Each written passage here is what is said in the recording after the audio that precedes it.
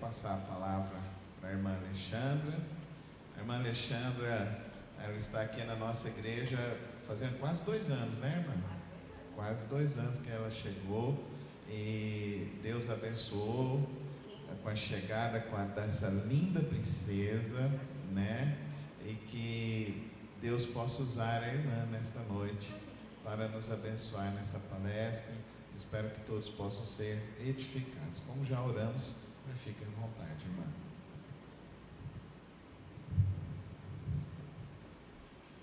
Graça e paz, igreja, aos irmãos presentes, aos irmãos que nos acompanham pela transmissão. É motivo de muita alegria termos, essa oportunidade de compartilhar o poder de Deus, o amor de Deus e o conhecimento enquanto humanos que Ele nos permite adquirir ao decorrer da nossa vida. Antes de me apresentar, de fortalecer o que o pastor Carlos já falou, eu gostaria de agradecer a pessoa do pastor Carlos, e aí eu tomo a liberdade de agradecer em nome de toda a igreja, pois é um ser que tem edificado muitas vidas junto à sua família, que tem um amor sobrenatural por nós, que nos coloca como igual, e eu me sinto honrada, pelo convite de participar desse ministério de louvor que eu amo, que eu tenho muita alegria de estar contribuindo com adoração a Deus e hoje estar aqui, como psicóloga. Para quem não me conhece, eu me chamo Alexandra, sou psicóloga clínica institucional e hoje nós temos o privilégio de conversarmos um pouco, de trazer um pouco de conhecimento sobre a vivência do consultório de psicologia. Eu sou especialista em famílias. Não é de conhecimento de todo mundo quando procura um psicólogo que existem especialidades, desta área. A gente não simplesmente procura um psicólogo. Todo psicólogo tem uma área de atuação. Uns atendem famílias, outros atendem casais, outros lidam com empresas, E eu sou especialista em família. O profissional da sistêmica familiar, que é a minha área, é um profissional capacitado, habilitado a atender desde um indivíduo como todo o grupo familiar.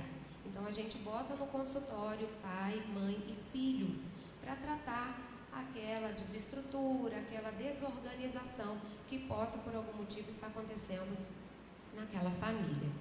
Eu também sou especialista em saúde mental e dependência química, atendo em domicílio, como também no hospital da Polícia Militar, daqui de Goiânia. Então é uma honra, estar aqui para falar um pouco sobre o cenário da família na psicologia. Hoje, o que a gente vivencia no consultório de psicologia. Infelizmente, a gente não tem coisas boas, eu não tenho coisas boas, para trazer para o irmão, mas nós sabemos o caminho de manter a família como Deus criou. Quando a gente fala famílias na presença de Deus, na perspectiva da psicologia, que foi o tema proposto pelo pastor, o tema que nós refletimos a respeito, a psicologia, como todas as ciências da saúde mental, ela entende a família, infelizmente, com várias faces, com várias composições. Mas nós temos o privilégio, como cristãos, de entender a família como Deus deixou, composto de uma única forma: marido, mulher e os seus filhos, os seus herdeiros. E é com base nessa família que nós acreditamos e que nós nos esforçamos para manter, que é a menina dos olhos de Deus, que nós vamos falar hoje. Para que a gente não ficasse horas a fim falando desta família, eu separei um questionamento que eu ouço com recorrência no consultório. Lamentavelmente, eu ouço muito de pai, de mãe, o questionamento de: Alexandra, como pode os meus pais terem acertado comigo e eu estar errando com os meus filhos? Então, quando a gente escuta essa fala, é comum a gente já levar, né, para o senso crítico de que essa pessoa se sente impotente, de que essa pessoa se sente culpada e de que existe uma desestrutura nesse lar. Porque houve uma inversão de papéis, houve uma inversão com o passar dos anos, uma inversão de valores. E aí a gente precisa sempre estar voltando naquela família clássica, aquela família tradicional, lá dos anos 60, dos anos 70, onde a mulher muitas vezes não tinha muito lugar de fala, onde ela ocupava aquele lugar de esposa única e exclusivamente para cuidar dos filhos e cuidar da casa. A gente vê vantagens nisso? Vê, mas a gente também vê desvantagens. Hoje nós, enquanto mulheres, nós tivemos todo um processo de crescimento, de busca do nosso espaço e de ajudadoras dos nossos esposos. Mas nós temos consequências dessas conquistas, porque nós nos afastamos dos nossos filhos. E muitas vezes nós terceirizamos aquilo que jamais poderia ser terceirizado, que é a educação, o desenvolvimento de valor, de caráter dos nossos filhos. Que as únicas pessoas que podem fazer isso, naturalmente, é pai e mãe. Então, quando a gente traz essa reflexão dessa família clássica, tradicional, onde pai mandava e filho obedecia, com o passar dos anos, a gente vê uma desconstrução, né, dessa tradição, onde muitas vezes os filhos mandam e os pais obedecem. Porque a gente precisa levar em consideração, a gente não pode viver como os homens da caverna, né, como o homem da caverna, de não querer crescer e entender que as coisas evoluíram. Muitas coisas para melhor, mas muitas coisas no cenário familiar para pior. Porque o que a gente vê hoje como cristão é uma desconstrução daquilo que todos os dias a gente luta para dizer que tem, uma família. Então é muito comum no consultório hoje a gente perceber crianças de 5 anos que mandam nos seus pais. Então, eu gostaria que os irmãos criassem 2 quadros imaginários. De um lado, a família tradicional clássica,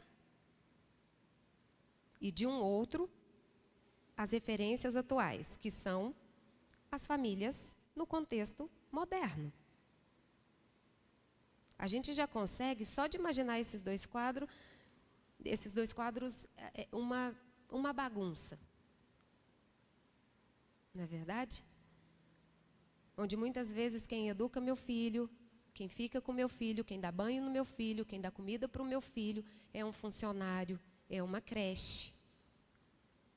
A gente precisa levar em consideração que nós também precisamos do sustento.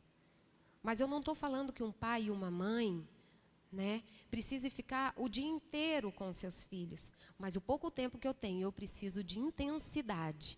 E hoje os pais não têm conseguido se doar com essa inteireza. Quando a gente traz esse questionamento de que os meus pais acertaram comigo, por que eu estou errando com os meus filhos? A gente já reflete sobre uma culpa. E eu me coloco como mãe, o meu papel aqui hoje não é culpar o pai, porque automaticamente eu estou me culpabilizando, porque eu também trabalho mesmo sendo mãe. Mas é a oportunidade que nós temos de refletir como nós podemos ser mais assertivos, acertar mais, para que a gente não faça parte dessa estatística crescente, violenta, que é tirar dos nossos filhos um direito que é deles, mantendo o nosso posicionamento de autoridade. Porque uma das coisas que a psicologia, pelo menos a visão sistêmica familiar, que é a área que eu atuo, e eu na condição de cristã, e a todo momento eu estou reforçando com as minhas crianças, com os meus adolescentes, é que autoridade e obediência não se discute.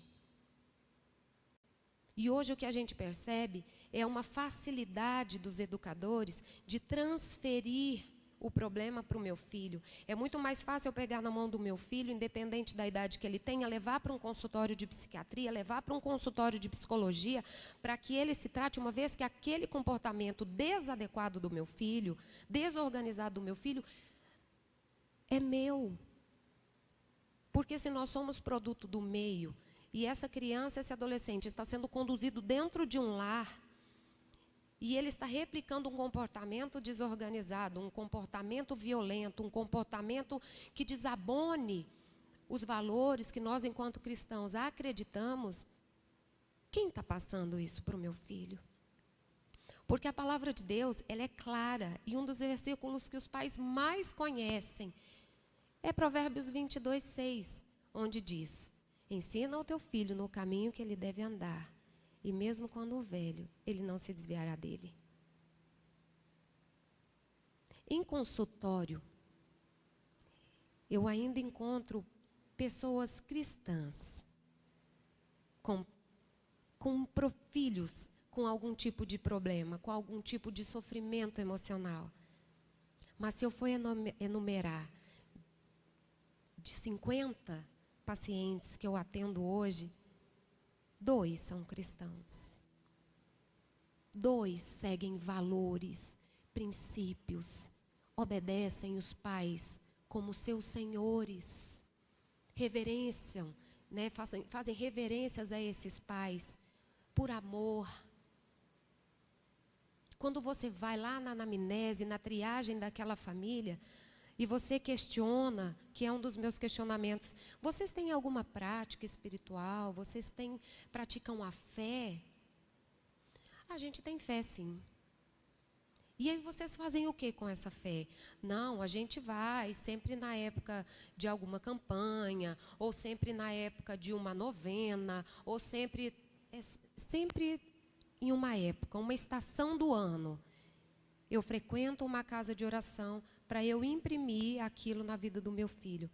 E se a Bíblia diz que eu devo ensinar o caminho para o meu filho, e eu estou ensinando a ele só no outono, ele não vai praticar isso no verão, no inverno e na primavera. Então a reflexão que a gente tem hoje é com base nas minhas ações.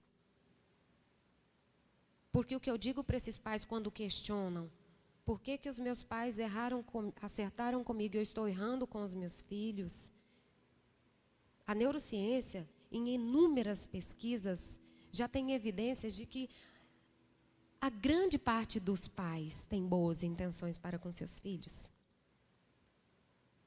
Se não todos, quase todos, por amor, têm boas intenções. Mas existe uma distância entre intenção e ação. Porque tem até um jargão, né, de que de pessoas de boas intenções, o inferno está cheio. Então eu não posso só ter boas intenções. Eu tenho que ter ação. Eu não tenho que usar faça o que eu digo, não faça o que eu faço. Faça o que eu faço e faça o que eu digo. Porque a gente vê algo muito comum.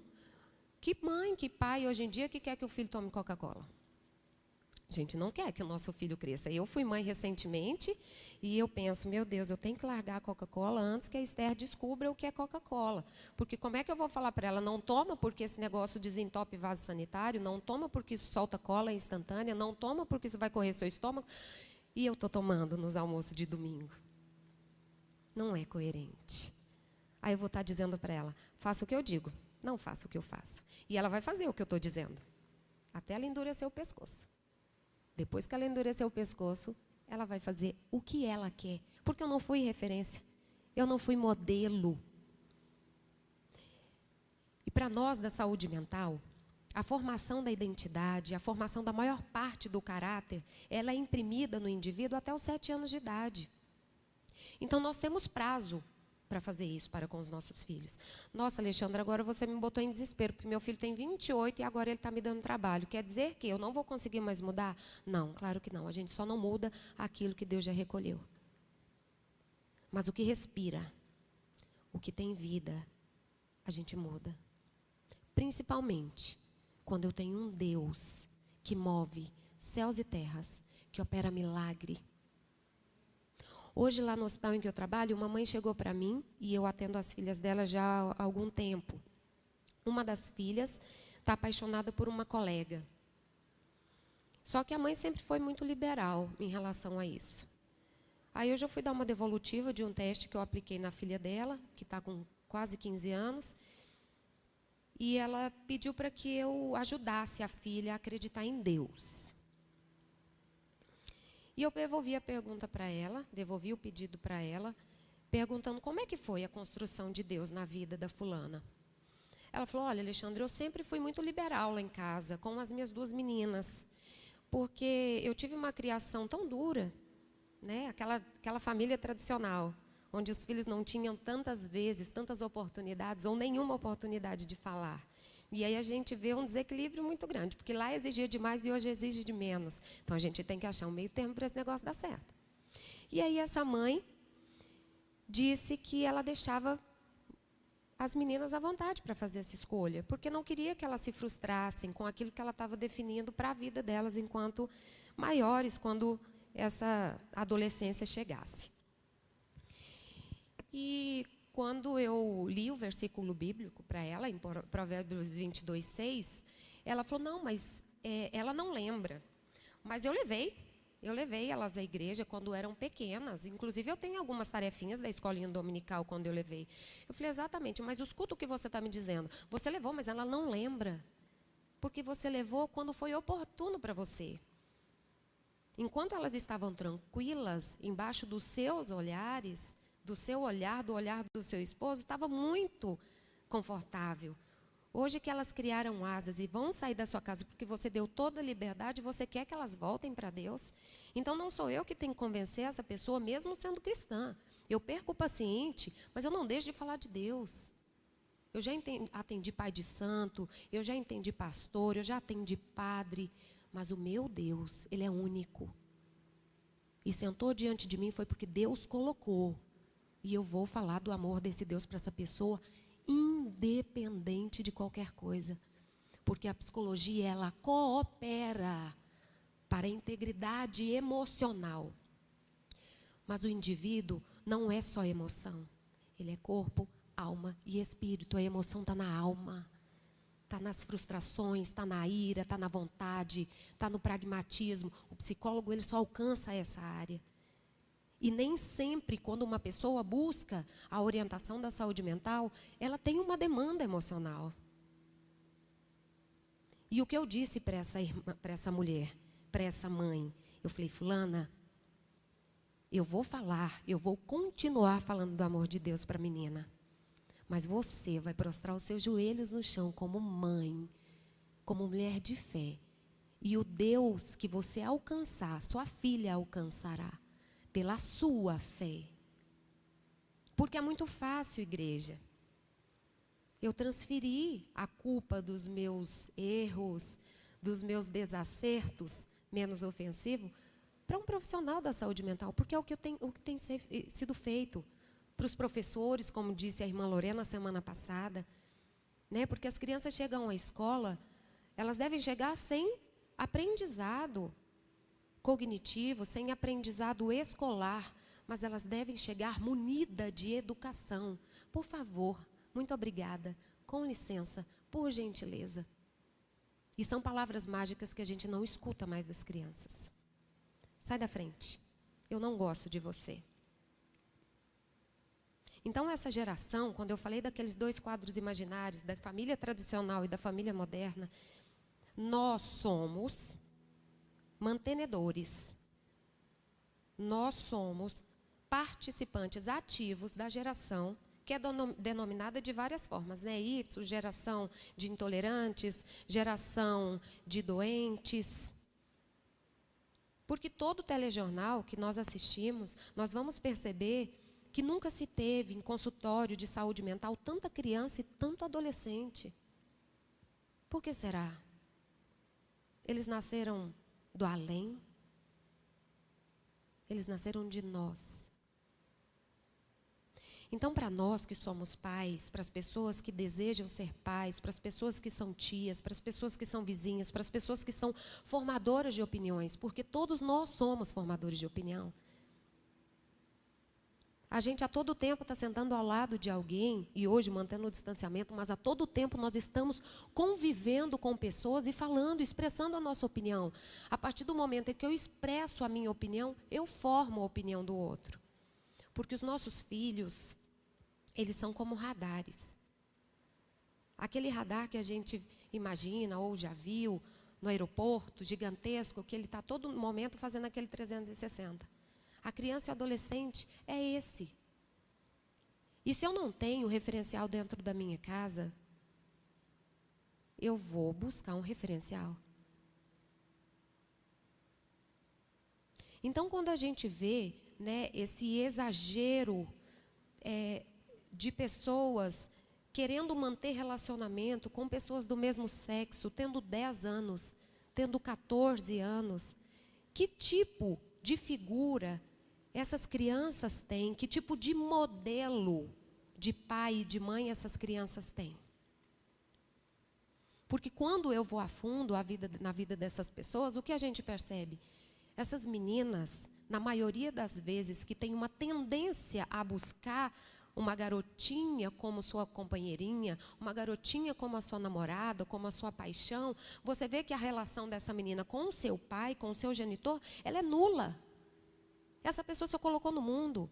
Eu nunca olhei no olho enquanto pai, eu nunca disse eu te amo, eu nunca me posicionei como homem, como herói, para que essa pessoa admire essa figura masculina, admire essa figura que passa segurança.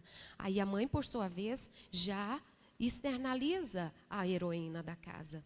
Nossa, minha mãe trabalha fora, minha mãe cuida de mim, minha mãe resolve as coisas na escola, minha mãe me leva, minha mãe me busca. Então eu logo associo que mulher é que presta, que mulher é que é bom. Então é muito mais simples e mais profundo do que a gente pode imaginar. E quando eu trago os pais para essa reflexão, eles não aceitam. Porque o que eu ouço é: doutora, a criação que eu tive foi muito pior do que eu dou para o meu filho ou minha filha. Eu não tive a terça parte do que eu proporciono para o meu filho. Aí eu logo devolvo. Então você pôs um filho no mundo para você se vingar? Porque isso é que fica claro para mim. Se eu estou dizendo que o que eu dou para o meu filho é muito mais do que eu tive, e de que eu só vou dar até aqui porque eu não tive depois disso daqui, será que o que eu sinto por esse indivíduo é amor? Ou eu simplesmente quis cumprir um protocolo social? Porque se a gente namora, a gente tem que casar. Se a gente casa, a gente tem que ter filho, né? Então eu vou cumprir um protocolo social para eu fazer parte desse rol. Mas eu esqueço que embutido a isso, intrínseco a isso, eu preciso ter uma dedicação intensa, integral e eterna. Porque eu digo que pai não deixa de pai nem quando o filho está debaixo da terra. A gente não tem ex-filho. A gente não tem ex-pai. Então daí a importância desse elo que a gente precisa nutrir. E eu me questiono e me entristeço quando eu me deparo diante de famílias que dizem para mim que não conhecem a Deus. Porque eu não sei como um casamento hoje sobrevive na ausência de Deus. Eu não sei como pode se criar filhos hoje sem prostrar o joelho diante de Deus e pedir: me ajuda, me capacita, porque é exaustivo. É cansativo, é desesperador. Eu acho que foi difícil há 20, 30 anos atrás. E hoje é muito mais. Porque nós temos a era da globalização, da interconectividade, onde meu filho tem um prazer exagerado dentro de 4 paredes, que é o quarto dele, que é o ambiente em que os jovens hoje mais gostam de ficar, e foram ainda estimulados a se manter nesse lugar por conta da pandemia, porque agora eles nem podem sair de casa. Então eles já gostavam e gostam ainda mais. E em um clique no celular, no tablet ou no computador, eles estão aqui em Goiânia falando com uma pessoa que está em Tóquio. Olha o frenesi que isso causa. Aí a gente pensa, nossa, aí eu peço para o meu filho, vamos ali jogar uma bola com o papai, com a mamãe. E ele fala, não, papai, agora não, eu estou terminando uma partida nesse jogo aqui. Mas será que eu tenho que pedir ou eu tenho que ensinar? Ou eu tenho que mostrar o meu prazer quando eu estou com ele, quando eu estou com ela? Porque hoje a maior dificuldade que a gente encontra de descobrir uma demanda do paciente é porque a gente está desaprendendo a dizer o que a gente sente. E a palavra de Deus é muito clara quando diz que a boca fala que o coração está cheio. E às vezes o coração está cheio de ódio, o coração está cheio de rancor. E as pessoas preferem se mutilar, preferem fomentar as ideias suicidas e até mesmo tirarem as suas vidas.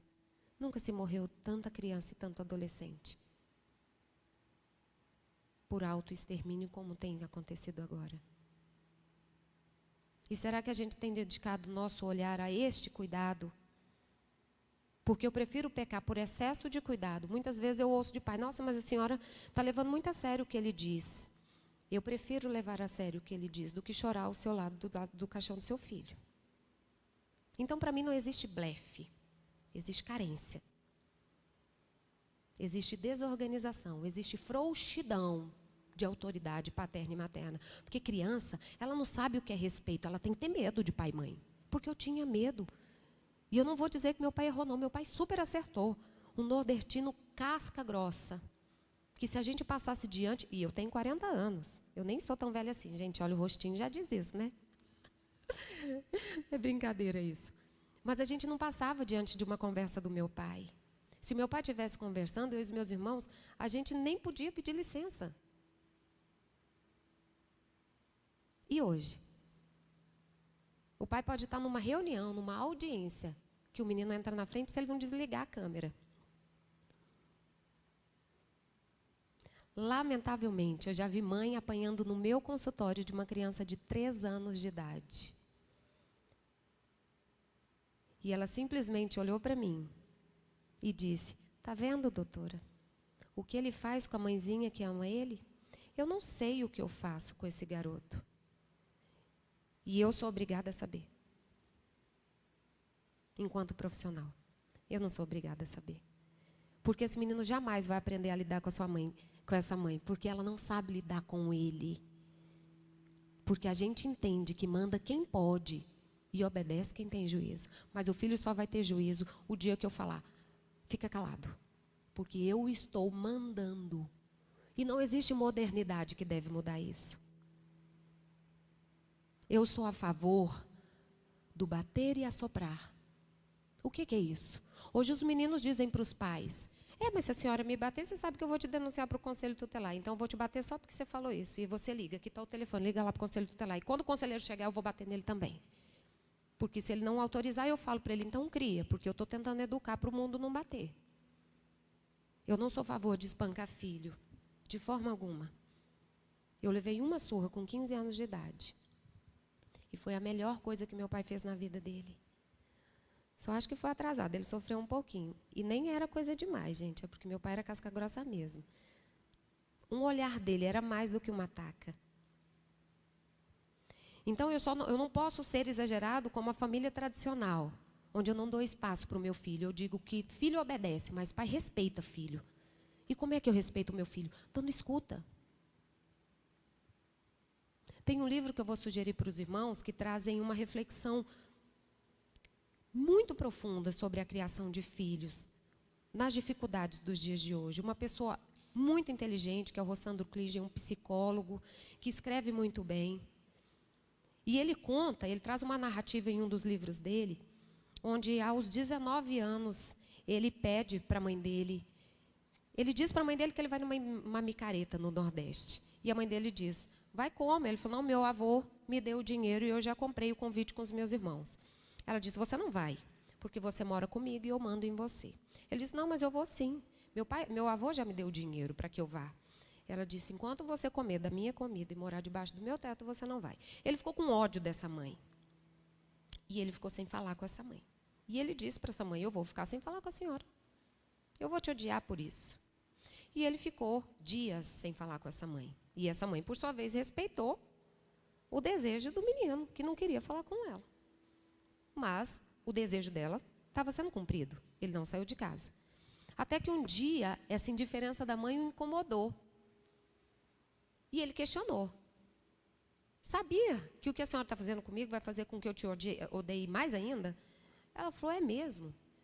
Aí ele falou: eu não vou mais te amar. Aí ela devolveu e disse a ele: quem disse que eu preciso do seu amor? O amor que eu sinto por você vale por nós dois.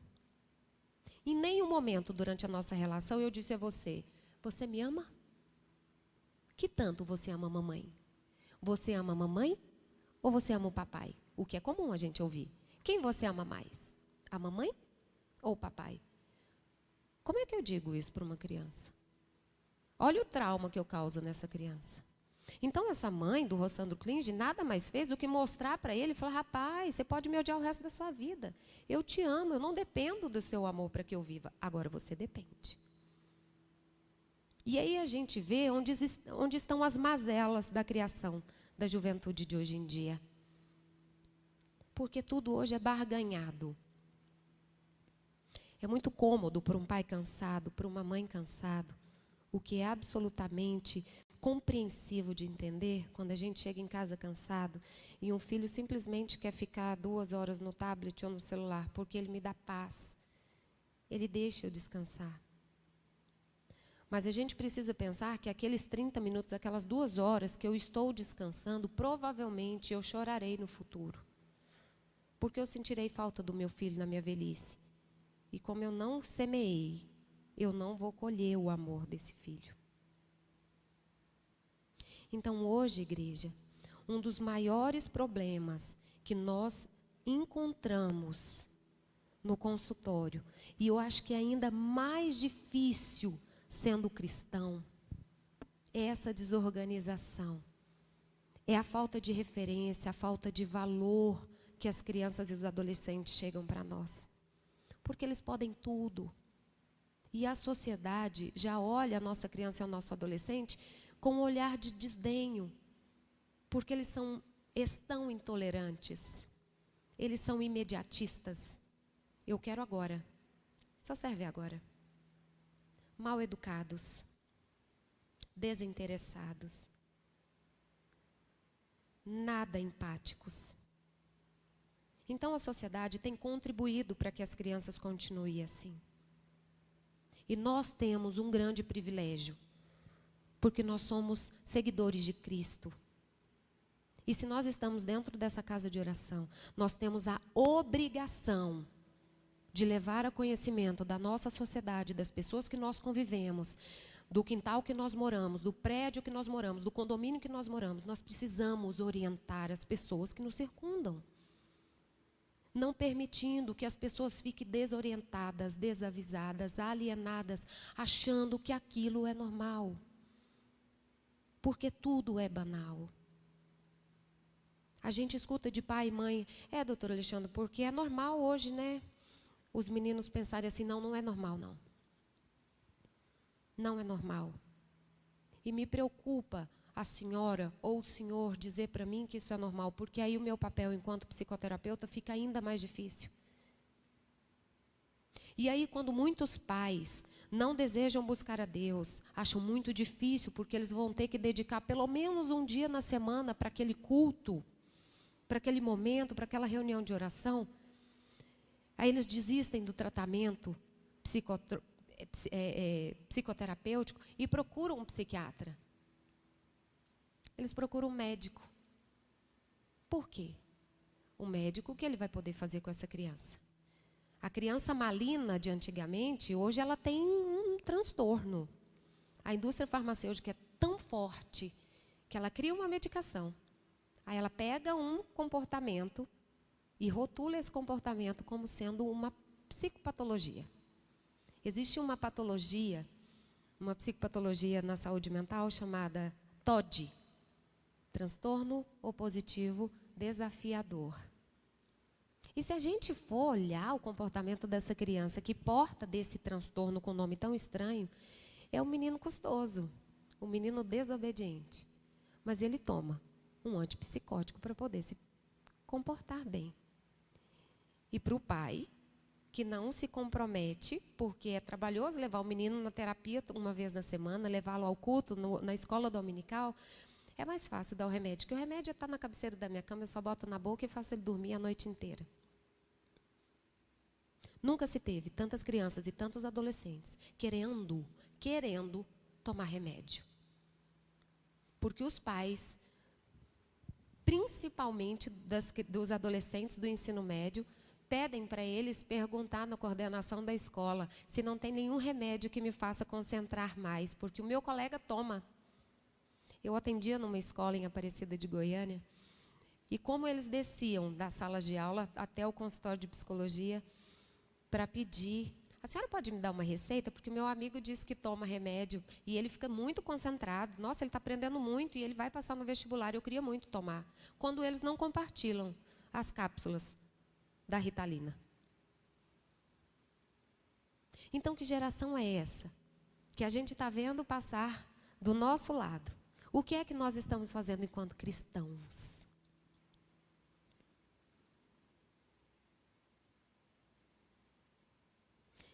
O quanto de verdade nós temos falado?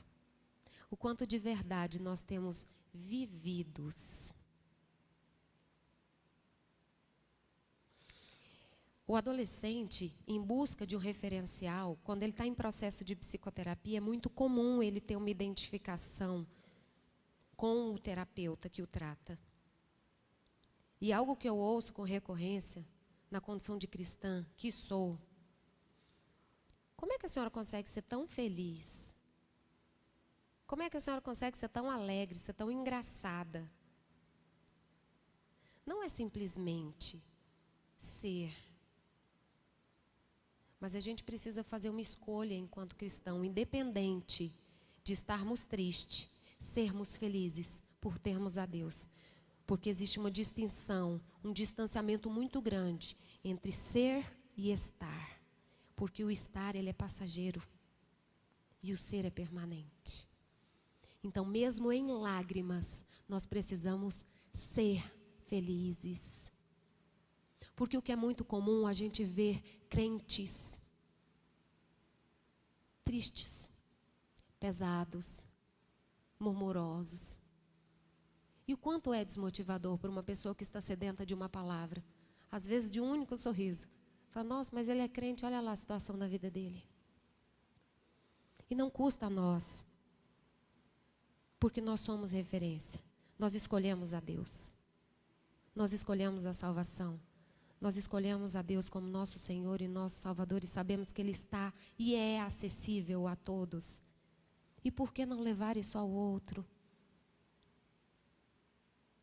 Tem tanta criança sendo criada por pai e mãe que precisa só de um abraço. Um dos relatos de um livro de pedagogia que eu li, que mais mexeu comigo e leva nós a fazer uma reflexão muito profunda, era de um pai catador de papelão, onde a mulher tinha sido acometida pelo câncer e faleceu. Eles tinham 3 filhos que ficavam em CMEI, em creche. E as coordenadoras daquele CMEI estavam fazendo uma análise sobre bom comportamento.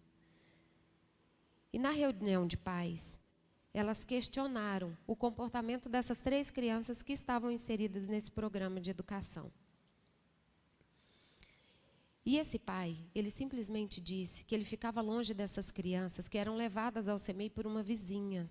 Ele deixava a comida pronta, mas essas crianças passavam o dia inteiro no CMEI, a vizinha recolhia, dava banho, esquentava a janta que geralmente o pai deixava e eles dormiam. E por que essas crianças viviam numa carência tão grande? A mãe falecida, o pai trabalhador, de um trabalho absolutamente árduo, o dia inteiro distante desse pai, e esses meninos tinham um bom comportamento. Ele disse, na ausência, a única coisa que eu encontrei para que os meus filhos se sentissem abraçados por mim, era todos os dias, antes de levantar e catar o papelão, era dar um nó na coberta de cada um. Porque quando eles acordavam, Eles se sentiam abraçados. E a gente acha tão difícil hoje, né? A gente se sente tão cansado. A gente reclama tanto. Tendo tudo. Esse pai só tinha ele. Como é que ele parava de trabalhar? E ele querendo dar um futuro diferente para esses filhos, ele estava inserindo eles nesse programa de educação, porque eles tinham comida e provavelmente eles aprenderiam alguma coisa para ser alguém, para ter uma profissão melhor que a dele. E ele teve a sabedoria de dobrar, de dar um nó na coberta de cada um.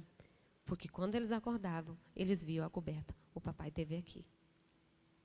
Então, quando eu falei no início da nossa conversa, de que a gente precisa trabalhar, nós mulheres, os homens como sempre, mas que o pouco tempo que nos resta, que seja 30 minutos, que eu consiga desligar o celular,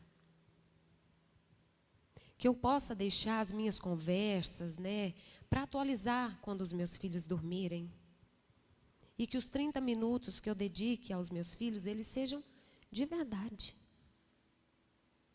Eles sejam intensos, com interesse de saber como é que foi o seu dia, o que é que você fez, para que eu ensine o meu filho a se interessar pela minha vida, para que na velhice, né, eu tenha o prazer do meu filho sentar do meu lado e falar: e aí, papai, como é que foi o seu dia?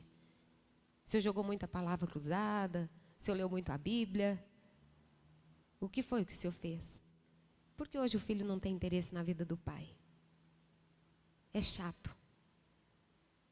Porque os mundos estão se distanciando, mesmo a gente se pertencendo de alma, de DNA, a gente tem pecado nesse sentido. Então eu gostaria de ficar aqui horas a fim, porque vivência de consultório não faltam.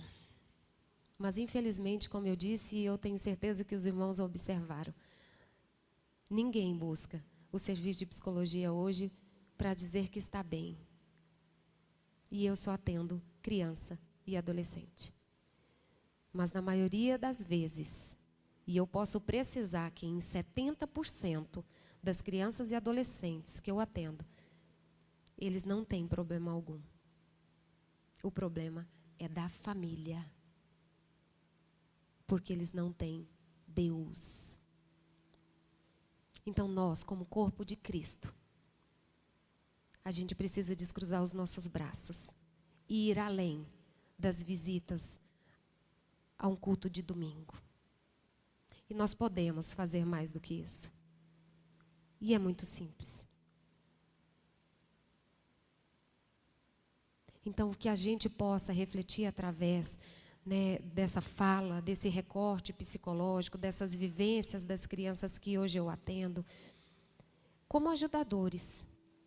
Porque nós temos a maior das ferramentas, a maior das armas de amor. Nós temos a palavra de Deus. Nós temos o amor de Deus, nós temos o brilho de Deus que resplandece em nós. Então, que a gente possa viralizar, uma palavra muito utilizada hoje em dia, um vídeo tão promíscuo, um vídeo, né, como um canal específico propaga coisas sujas, imundas. Eu não sei se os irmãos se depararam, mas tem dito, a mídia tem propagado um rapaz que caiu, se jogou, né, da sacada de uma varanda, fazendo muita atrocidade com a sua família. E como a Rede Globo propaga isso? Na desconstrução da família. Nós temos que fazer o contrário disso. A gente tem que propagar o amor de Deus, a gente tem que propagar o brilho da nossa família, o exemplo da nossa família. Porque nós escolhemos ser filhos de Cristo, porque nós escolhemos ser pai, porque nós escolhemos ser mães. E nós arcamos com as consequências, porque tem sim consequências. Nós entendemos a dureza de educar, a grande arte da educação. Mas quando se tem amor, quando se tem vida com Deus, tudo, absolutamente tudo dá certo. Amém? Eu agradeço a oportunidade, né, de estar falando da minha profissão, do meu cuidado para com as crianças, para com os adolescentes, para com as famílias, né, que buscam o meu atendimento. E me coloco à disposição dos irmãos, no momento que os irmãos acharem necessário, para orientar, para falar do meu amor, porque isso sara. Amém? Amém. Amém. Glória a Deus por tudo. Tudo é por Ele, para Ele.